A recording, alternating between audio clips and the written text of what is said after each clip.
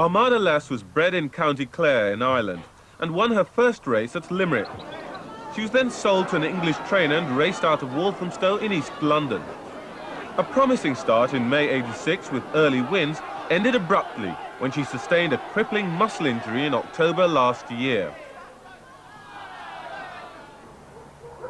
Although Armada Lass was still healthy with many years ahead of her, she could no longer earn her keep in the racing world. The dog that had looked like a promising investment was now a financial liability to owner Con Donovan and his wife, Kath. And like many owners, they couldn't keep the dog on as a pet.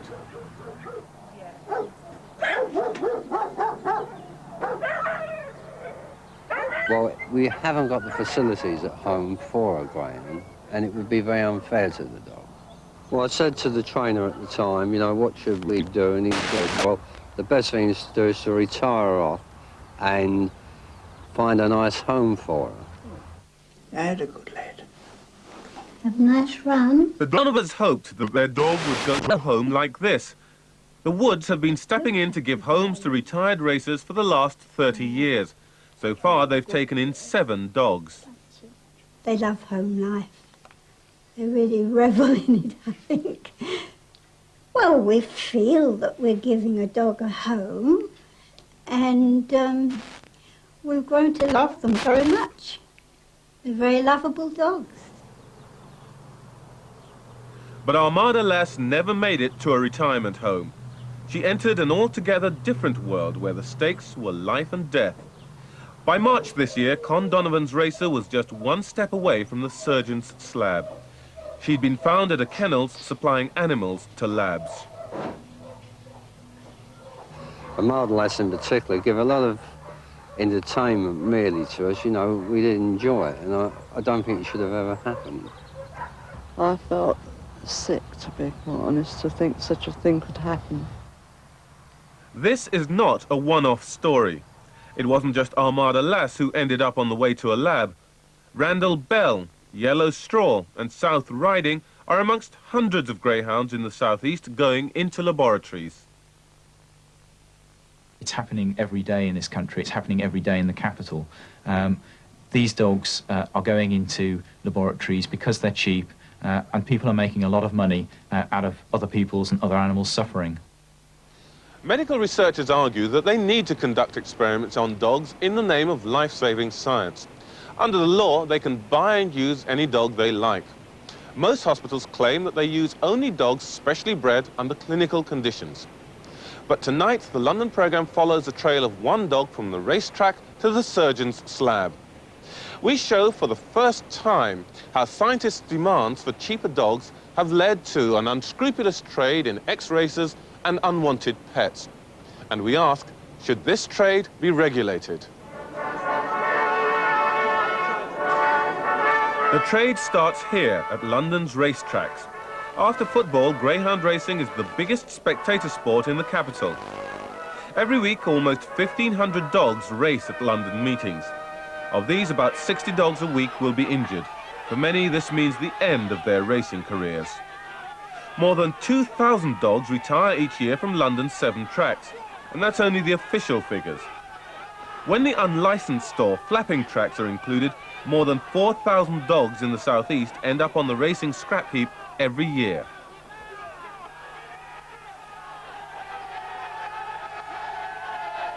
To find out exactly what happens to these dogs, we followed the trail of just one retired greyhound, Armada Lass. In 6 months, Armada Lass changed hands 5 times in a series of deals that once again turned her into a valuable investment. The trail starts at the home of Suzanne Goodman. She worked as a volunteer for the Retired Greyhounds Trust, which finds good homes for retired racers. Although the trust only paid Suzanne to look after 2 dogs at a time, she soon found herself answering many more requests for help.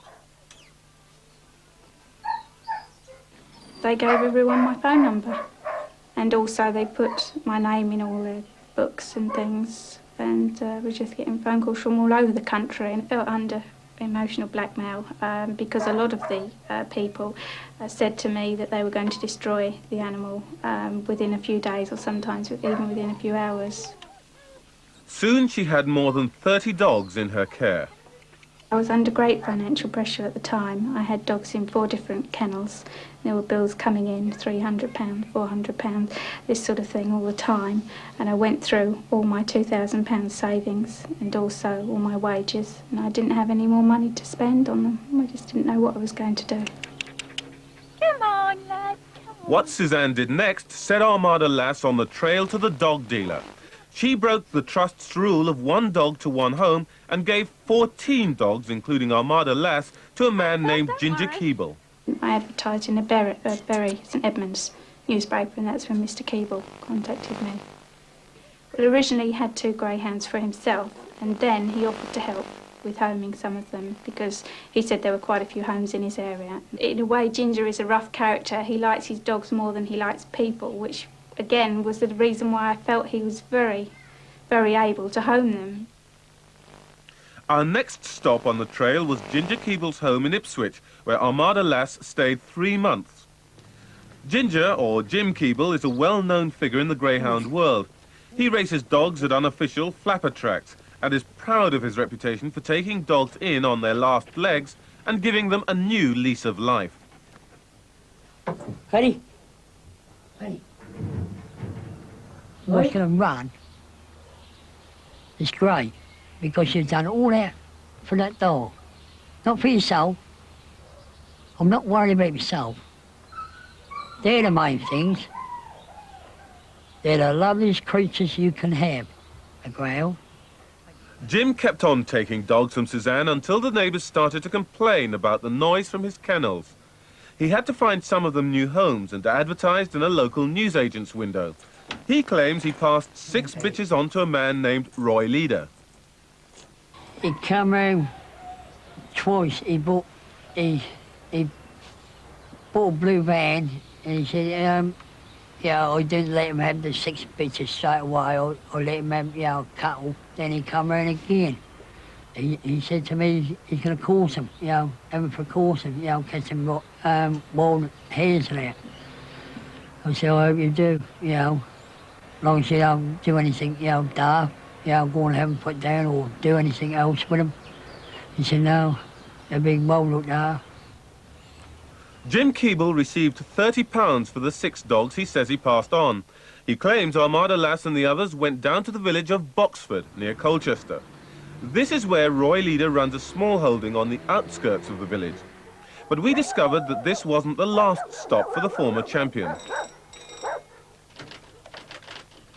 At about the same time, the London-based British Union for the Abolition of Vivisection was investigating the activities of a company that supplied animals to research laboratories. Well, we've been concerned for some considerable time about the use of ex-pets and ex-racing dogs going into research laboratories. So we were alerted when we saw advertisements appearing in laboratory journals for a new company called Denisu, who were advertising animals such as greyhounds for research. We therefore started an investigation into the company with a view to finding out whether or not the dogs were actually coming off the racetrack on their way to labs. The idea was to pose as suppliers to a French laboratory using animals in research and to see whether the greyhounds they ordered turned out to be ex-racers. We set up a company called WD Rodent Supply. That company contacted basis that we were acting as agents for a French laboratory who wanted dogs for research. The operation was complex and took 3 months to set up. The BUAV investigators first contacted Denisu in December. They confirmed their order on the 20th of March, and within a week, Denisu had supplied them with 6 greyhounds at a cost of £200 for every dog. When those dogs were handed over to us at a sympathetic air freight company in West London, we actually were able to identify the animals from then on by the registration tattoos in their ears. And in the cases of all 6 dogs, they proved in fact to have been ex-racing dogs. The Armada Lass trail was complete. We'd followed her from the racetrack to her final destination, the laboratory suppliers. For Armada Lass, the story ended happily. She looks set to spend the rest of her life in the best home her owners can find. But how did she and the other dogs reach Denisu 1 month after allegedly going to Leader? All 4 dogs had raced at London tracks during the past year. All 4 had been intended to go on to good homes free of charge. Yet all 4 were now changing hands at a market value of around £200 apiece. The proprietors of Denisu refused to tell us where they bought the dog. So how did she get from Roy Leader, who told Jim Keeble that he'd bought her for a farming life, to the vivisection suppliers? The London programme went to Mr. Leader's home in Boxford. Together with Steve McIver, we wanted to ask him whether he'd sold the dogs to Denisu. He's well known in the village by locals as a man who deals in dogs. And on file, we actually have his name as a suspected dog dealer from many years ago. A few years ago, he was prosecuted for animal cruelty in a case in which he was keeping goats and transporting goats in chicken cages.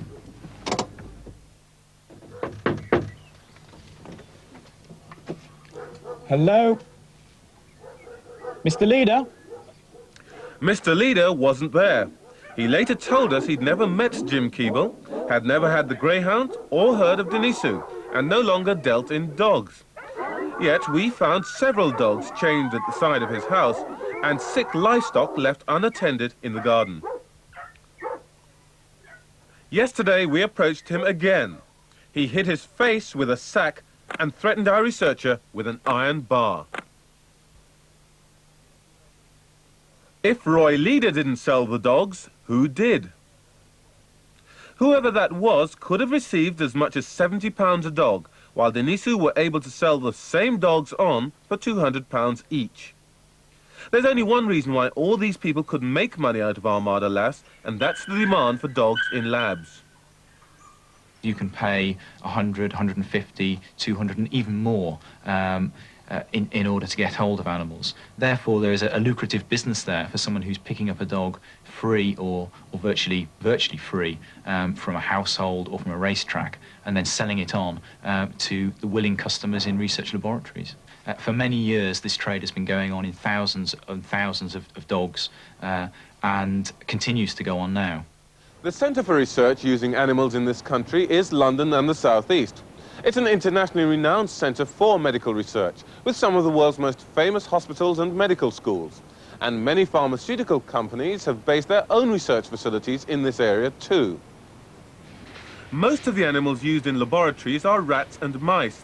They're all purpose-bred for laboratory work in sterile conditions, and all are supplied to laboratories with a life history. Purpose breeding means that scientists can order an animal of the right age, weight and background for the experiment. But some experiments require animals more like humans, and dogs are now used in research into drugs, household products and the study of disease. Dogs are used because they make a very good model for diseases of the heart and the lungs and the blood vascular system. This is really because their heart, lungs and blood vascular system are relatively similar to that of humans. In fact, more similar than any of the other animals that are used for medical research. So they are the closest to humans as far as those organs go, and therefore they make the best models to study. And like other animals used in research, dogs are purpose-bred. The most commonly used dogs are beagles. Scientists know their history, and the dogs are bred in clinical surroundings so that they don't become domesticated or attached to people.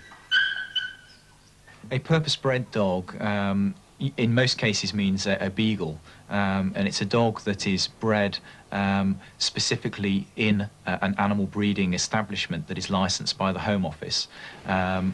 The dogs are kept in fairly sterile conditions, or not taught commands such as how to sit or walk. They're actually used to an indoor laboratory environment. But scientific journals record the use of greyhounds and mongrels, dogs not specifically bred for research. For example, in developing new surgical techniques, there isn't the same scientific need for identical dogs from a sterile background. In some areas, like transplant research, it's often helpful if the dogs are dissimilar in background. This enables scientists to mimic the conditions that would occur when one patient, for example, is given the heart of someone not related to them in any way. And there's obviously a great demand for greyhounds and mongrels in London's hospitals and research labs.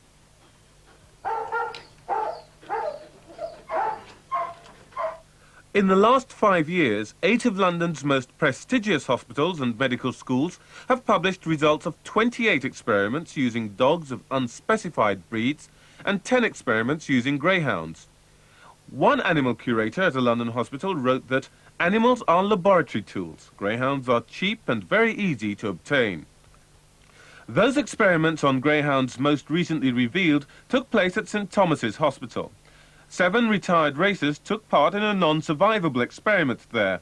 They inhaled the smoke from 4 cigarettes per hour. After 5 hours, they were destroyed, and their arteries tested for links with angina, thrombosis and strokes. LWT spoke to one of the researchers involved who could not be identified because of fears of attack from animal rights extremists. We couldn't use a small animal because of the quantities of tissue that we were measuring, the amounts of substances in the blood that we were measuring. We needed worthwhile quantities because the levels are so small that we couldn't have detected them if one had used a mouse or a rat. So we had to use medium-sized animals and preferably animals with good-sized arteries, and greyhounds come into that category. But to some, like ex-medical researcher Dr. Robert Sharp, it's not only scientific considerations that lead people to greyhounds. There's a great incentive to use non-purpose-bred animals simply because of the cost. A purpose-bred beagle may cost between £200 to £300, and clearly a non-purpose-bred animal would cost far less than that, giving scientists every incentive to choose them. I think that the fact that animals are cheap means that research workers manage not to think through their experiment, whether or not it's really worthwhile. The husbandry of the animals is obviously far from what it should be, and it doesn't really matter if an animal dies. After all, if you've only got to cough up another £30 for another dog or another £35 for a cat, then they're not going to worry too much. If they had to think in hundreds, they might think again about their experiments. And the dog world is well aware of the dangers that this trade presents. 10% of the country's strays end up at Battersea Dogs Home, and manager and resident vet Bill Wadman-Taylor has had plenty of report from his staff of dealers trying to purchase strays and unwanted pets from the home. We don't charge an awful lot for a dog. The dog's cheaper here than it is anywhere else, I think. So you could get dealers coming, buying a dog here, and then advertising it and selling it at a profit. So we do try and guard against that. And more extreme animal rights groups have taken action because so many dogs intended for home life find their way to the labs. During the last 10 years, animal liberation groups have found almost every kind of dog in medical labs. The dogs consisted of various breeds, Old English sheepdog, there was greyhounds, there was many different varieties of crossbreed. It was a whole wide range of dogs. And in an interview at a secret location in South London, we spoke with one of the individuals on that raid. He refused to be identified because 2 Animal Liberation Front colleagues are now serving prison sentences for their action. He told us his group is planning a new campaign against London hospitals. We have in particular got certain London establishments, in particular certain hospitals under surveillance at present. We have got conclusive proof that they are using non-purpose bred dogs for vivisection. One category of dogs that is constantly finding its way into these places is retired racing greyhounds. We found 2 greyhounds in one very prestigious establishment that had recently been operated on. They were laying on a cold, bare concrete floor. Their stomachs were shaved and there were long stitch marks down the front of their stomachs. They were obviously in a considerable amount of pain.